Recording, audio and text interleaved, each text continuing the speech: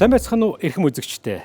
Та бүхнийг Монголын соёлын гүнээс төрөн гарсан урлагийн гайхамшигт бүтээлүүдээр аялуулахад бэлэн боллоо. Энэ удаа бид Монгол улсын ардын зураачдаар дамжуулан түүх, соёл, уламжлалыг өгүүлэх болно. Монголын ард түмний хүсэл, сонирхол, оюун сэтгэлийн төлөөлөл болсон эдгээр уран бүтээлчдийн бүтээлүүд Монголын ард түмэнд юуг өвлүүлэн үлдээсэн бэ? Энэ бол урлаг уран бүтээлчдийн ертөнцид гүнзгий нэвтэрч тэдний сэтгэл, уран зоригийг хуваалцах онцгой мөч байх болно.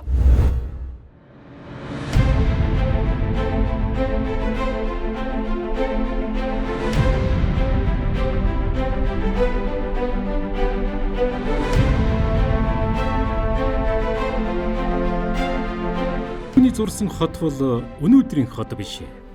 Хүрээ хэд, сүм дуган, ноёд ихсэн ямбаны дүр, ард олны зураглал.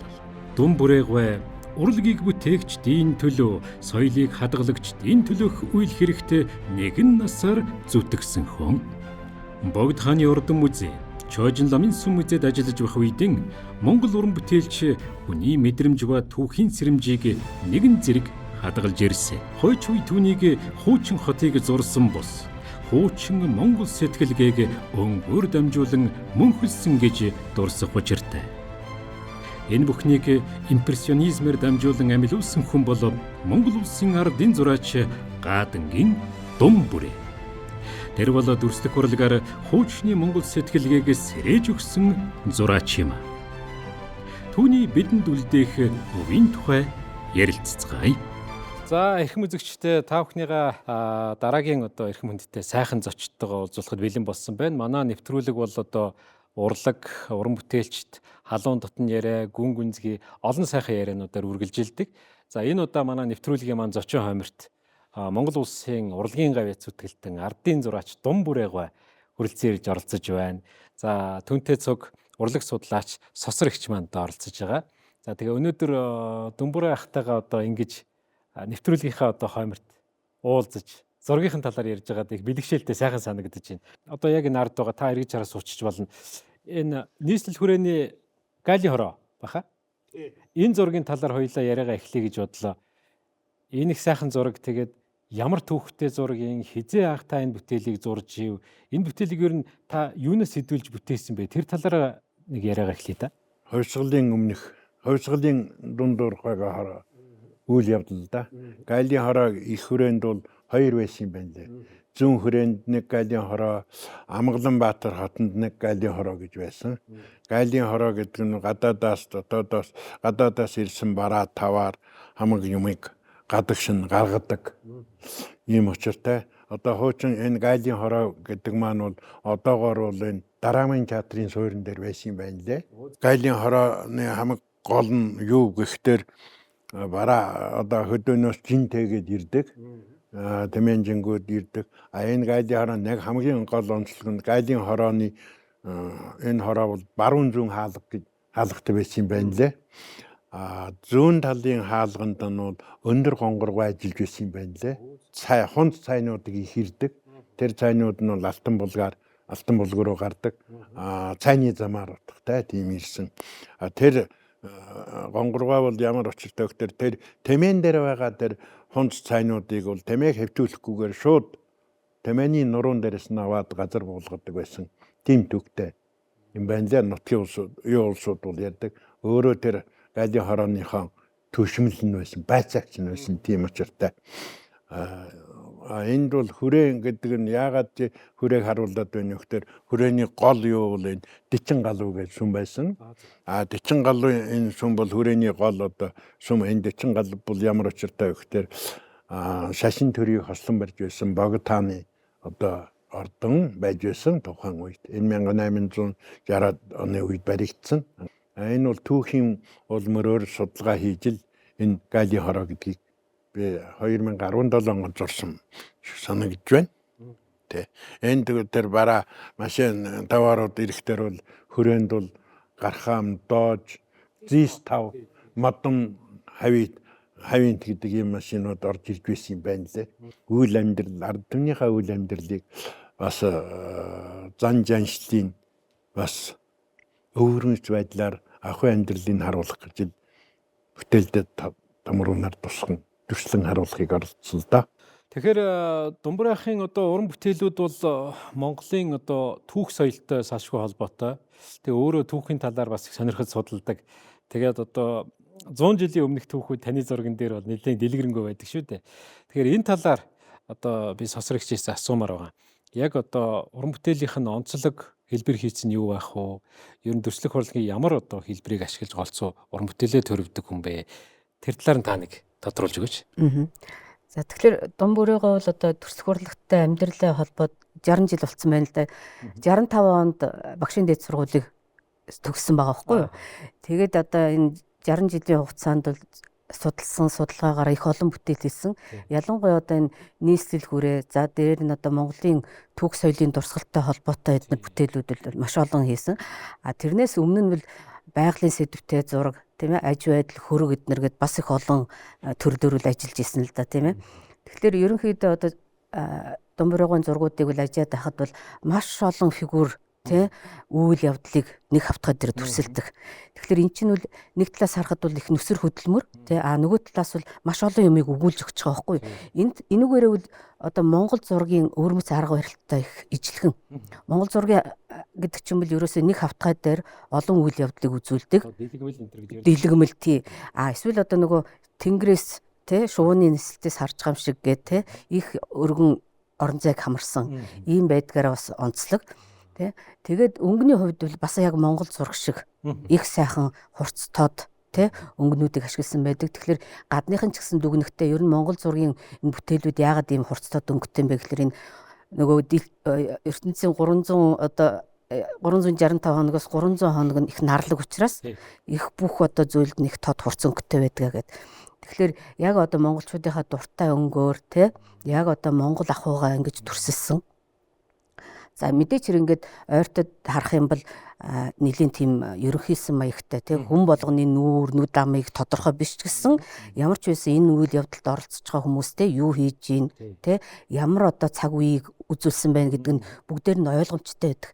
Тэгээ сая одоо энэ зурган дээр бол нөгөө Гайлийн хороог үзүүлсэн байна шүү дээ. Гайлийн хороогийн талаар бол 2-3 бүтээл бий. Бүр Гайлийн хороо гэдэг тустай бүтээл байдаг. Тэрэн дээр нөгөө өндөр гонгорг байгаа хүртэл тусгай цагаан дээлтэй бүр ингээд нэлээд тодорхой төрсөлсөн байдаг. Тэгэл эн чинь яаж ийна гэхлээр түүх бодтой түүх байна, судалсан байна.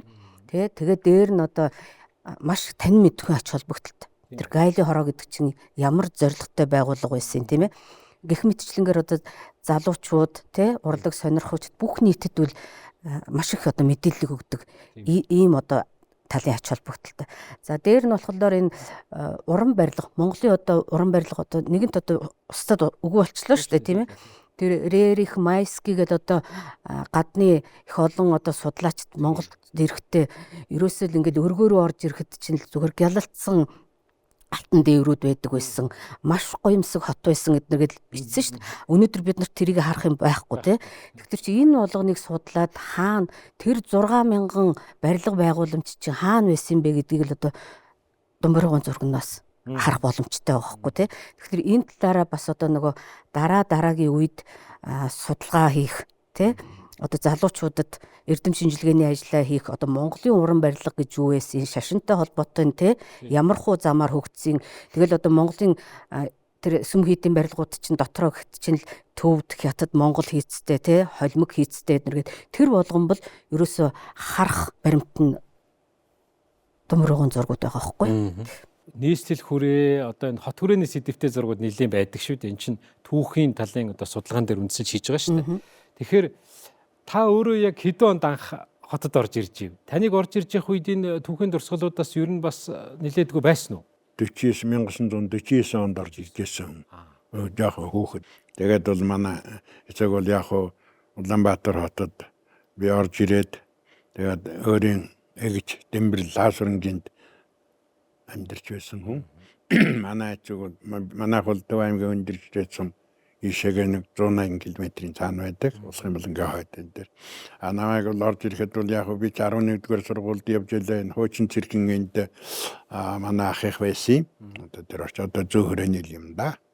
Тэгтээ тэр үед бол миний яг хөөхд ахуй цагт болох тэр энийх бурхан шум хийдийг бол тэр болгон бас сайн мэдгүй шүү дээ би чинь. Ер нь бол тэгтээ бол хамгийн гол нь миний ганц явдаг бол хятадын 9 гудамж өргөн чөлөөгөөр л явдаг байлаа. Тэндээс яг уу гэдэг би 11-р сургууль баг сургууль байхдаа энэ хуучин цэргийн эндээс мороор би 11-р сургууль явдаг байсан. Тий, миний эцэг бол яг ахын бол морь ацраад нэг сар 45 хонуулцгаад тэгэл морь аймаг сольдог тийм л үе байсан. Яг уу тухайн үедээ бол хүүхэд ахуй цагт бол энэ их актер сүм хийдвэл зарим нь бол байсан байгаагүй бас тодорхой мэдэхгүй шүү дээ. Тий, ер нь бол яг түүхийн хувьд ингээд үзэхэд бол гадаад явдлын яам тэгэл энэ хэвлэх одоо Бөмбөр ногоон театр тэр л эднэр байсан. Их тодорсогдож шүү дээ тий. За, дараагийн бүтээл маань энэ бүтээл байгаа. Энэ үндэсний тусгаар тогтнолын сэдэвтэй яг сүүлийн үеийн ажлуудын нэг шүү дээ, тийм ээ. Тэгээд энэ зургийнхаа талаар та нэг ярьж өгөөч. Энэ бол олноо өргөцсөн 1911 оны тухай Богд таант Монгол улс гэсэн зураг юм байгаа. Түүхийн. Энэ ямар учиртай вэ гэхээр энэний түүх нь бол Монголын ард Манжин дарлаас гараад Богд таант Монгол улсыг 11 онд тусгаар тогтносон улс боллоо. Богдыга хаан ширээн заллаа гэсэн утгатай энийг бол түүхийг түүхч Лонжидгойтай уулзаж тэр хүний одоо нам зөвлөгөөг авсан. Ер нь бол би түүхийг аль болохоор хийхэд бол түүхийг аль болохоор судалж тэрний үндсэн дээр уран бүтээлээ хийх гэж хийдэг. Энэ бол Богд таант Монгол улс бол тусгаар тогтносон улс. Олноо өргөцсөн 11 он хаан ширээнд бол Богдыга залсан. Түүний шадар одоо шунууд даалам ширэн чимэд бас гадаад явдлын яамнаас Чинган хаант орж эдгээр улсууд бол ингээд Богд таант Монгол улсын төлөө явсан. Энэ Богд таант Монгол улсыг ингээд гэсэн энэ түүх бол олноо өргөцсөний онд бол 9 оронд манайх бол нот бичиг явуулсан байдгийн байна лээ. Герман, Англи, Бельги, Дани, Оросын холбооны улс, Япон тэгээд гэх мэтийн улсуудад 9 оронд бол нот бичиг явуулсан. Японыг жипэн гэж нэрлэдэг байсан. Гэхдээ энд бол хамгийн гол нь энд бол шар юм байгаа. Богдын одоо шар ордон гэдээ байсан. Тэр шар орд одоо бол энэ хуучнаар ингээд ярихад бол 4-р дэлгүүрийн орчин байсан. 40 галуун хийд 40 галуун хийдийг хажуу талд нь бол жаахан дорж тэр нэг хашаагийн жаахан тэлээд барьсан байна лээ.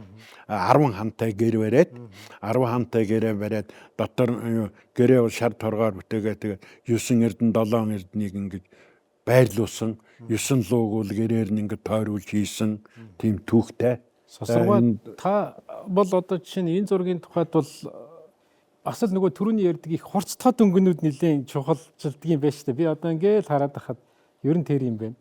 Энэ зургийн тухай та юу гэж ярих вэ? Энэ зургийн хувьд бол яг харахгүй одоо их тийм баяр баясгалантай өнгөтэй байгаа байхгүй юу?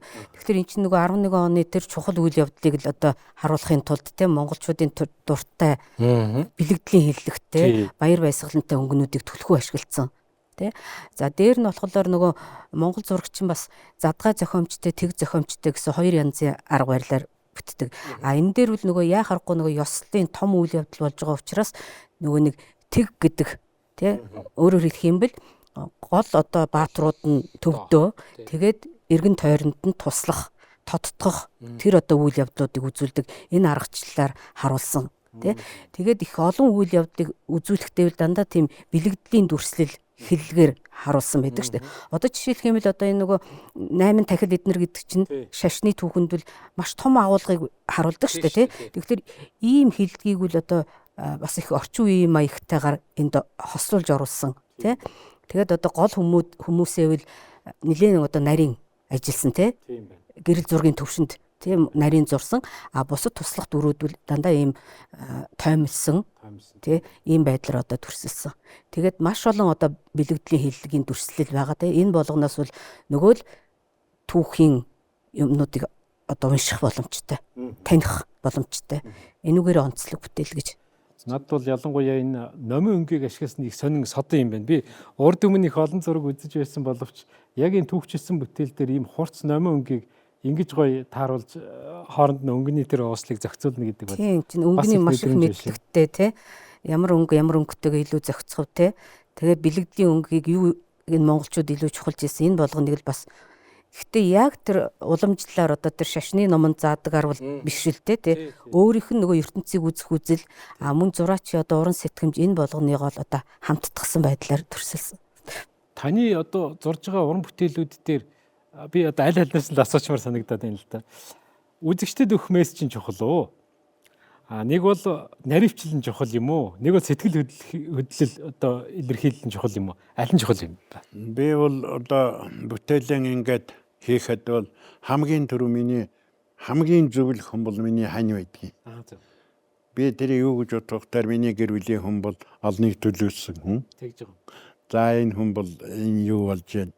Чи нэг хараадах тийм ээ. Манай хүн бол Монгол улсад анхны аймагтай автоинженер хүн. Тэгээ жолооч нартай олон удаа ерөөсөө анхны аймагтай инженер. Тэгээ тэр хүний яриа хөөрөө за энэ бол чи ингээд харж байна. Чиний зөвлөгөө бол нэг ардын шүүмжлэл тийм үү? Таарч байна. Нөгөөд нь за тэнд энэ болоогүй байна гэдэг. Тэгээд өнөө өвгчүүлтэй бас асуу. Жамбагад энэ тухай үе ямар байх вэ? Лам хар ямар байх вэ? Өвгчүүл ярьдаг.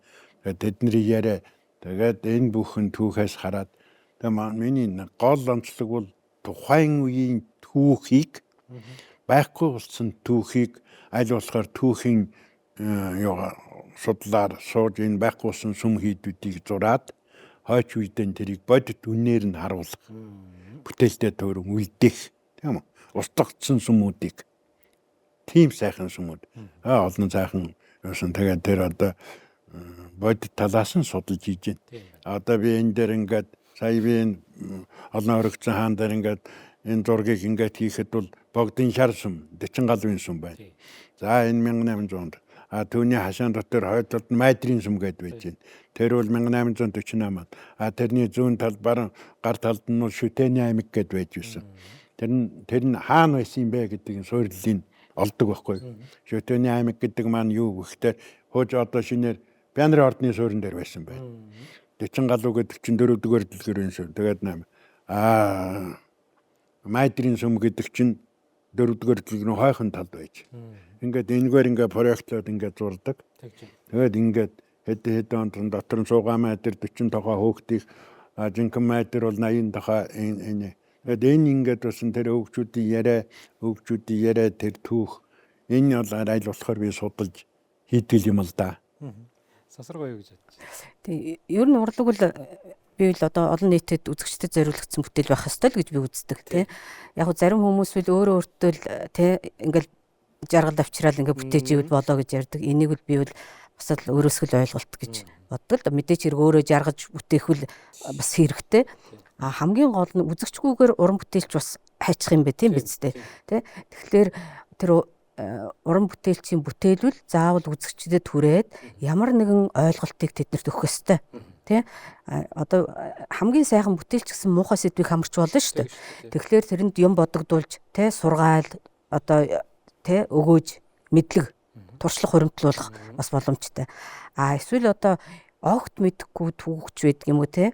Үйл явдлыг бас танин мэдүүлдэг тийм учраас үзэсгчүүл айгүй чухал. Ер нь дэлхийн урлагийн түүхэнд ч гэсэнтэй эхлээд бол мэдээж хэрэг нөгөө нийтэд зориулсан л урлаг яваад байсан шүү дээ. Тэгсэн чинь нэг хэсэг чинь нөгөө урлаг чинь олон янзын одоо урсгал чиглэлүүд гарч ирэл урлагийг бол ерөөсөө урлагийнхаа төлөө байх хэвээр.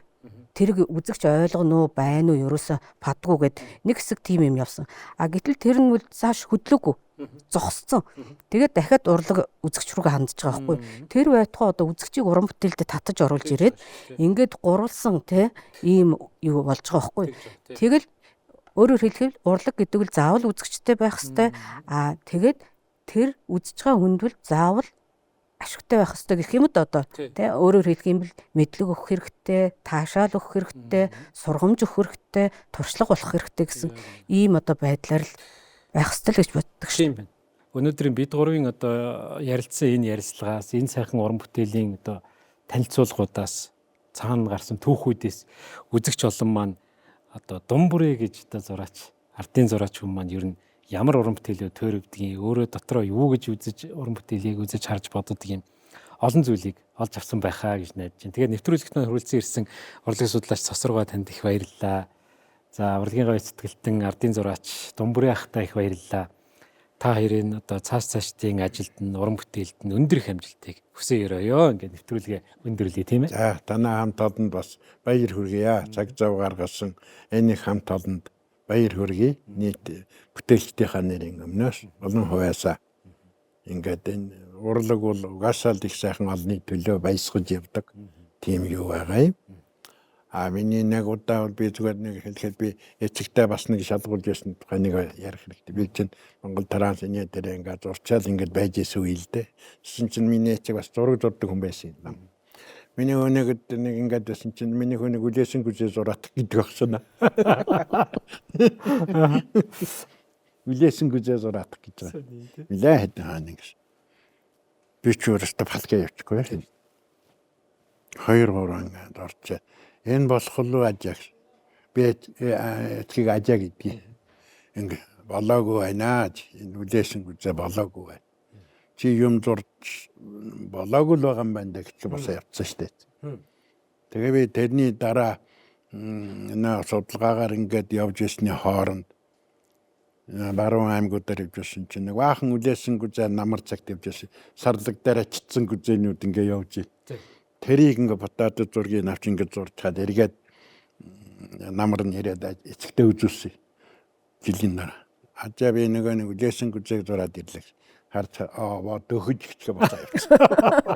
Тэгэхээр хүн ер нь насаараа суралцдаг байна шүү дээ тийм. Тэгээд энэ их сайхан үйл явдал ингээд ярилцсан та бүхэнд хандлаа. Миний энэ их сайхан юм бол Эренчингойтой уулзж байлаа. За дандаа хүрээний мундаг ахмадтай болж байгаа. Эцэгтэй хүртэл Эренчингойтой уулзахад загнуулж чи тэр эрдэмтэн хүнтэй уулзаж цагийг нараад яах юм чи гэж загнуулж байсан юм байна. Амьд архив шүү дээ. Тийш. За баярлалаа. За баярлалаа та бүхэн. За.